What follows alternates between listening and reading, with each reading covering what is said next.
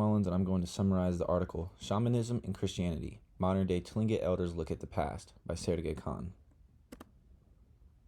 The article aims to focus on how the Tlingit elders view their history with Christianity.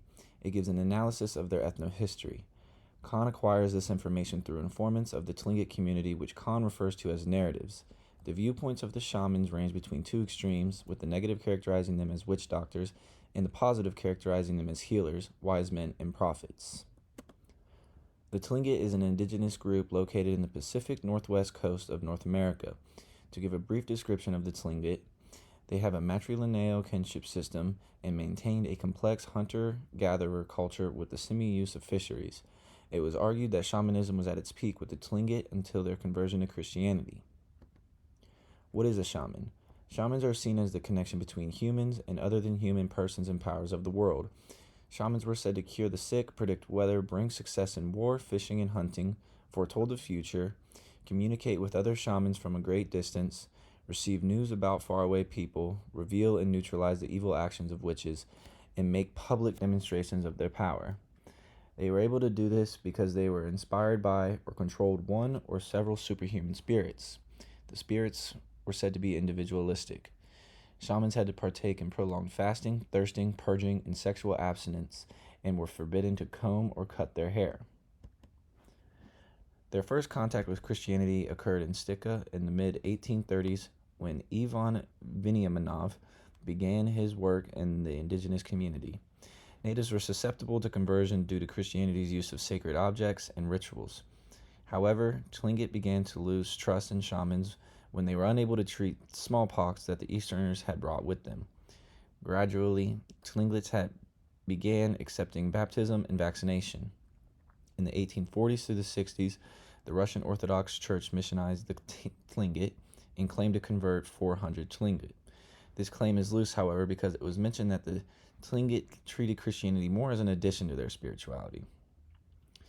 In addition, Presbyterians frowned upon the Tlingit way of life, which led them to forcing Tlingit youth to attend school in which indigenous language was forbidden.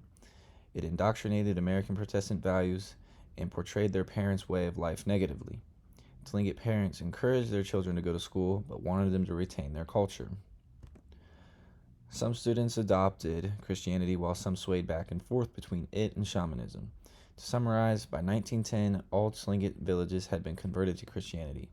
Since their first contact, Christianity has become important in Tlingit culture, providing new sources of power, emotional well-being, and new social institutions for strengthening villages. In today's day, elders have fully converted or synchronized Christianity and shamanism. To look at the focus of the article, the elders in this context range between the ages of 60 to 90, who have seen the use of shamanism or at least know a few shamans. The opinions of elders on shamanism are quite variable. The beliefs fall between two extremes, being negative and positive. In the negative viewpoint, shamans are seen as evil, practicing Satanism and abusing a power that was intended to be a gift. Another negative opinion includes the fact that shamans would glorify themselves in an egotistical fashion. In the positive viewpoint, shamans were seen as pure and good influences on the community.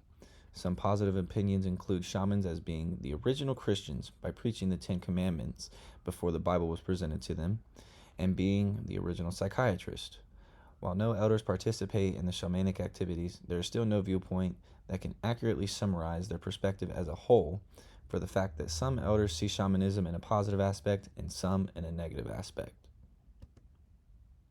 To wrap things up, the Tlingits have a complex relationship with Christianity. Their first contact with Christianity was in the early 1800s, and the relationship had become more variable as time went on. Since their first contact, the Tlingit have never had a negative outlook on Christianity, and that they didn't fully reject or resist it. To conclude, however, the Tlingit perspective on shamanism still varies greatly today. Some completely reject it, some acknowledge shamanism as just a part of their history, and some still see shamans in a positive lens.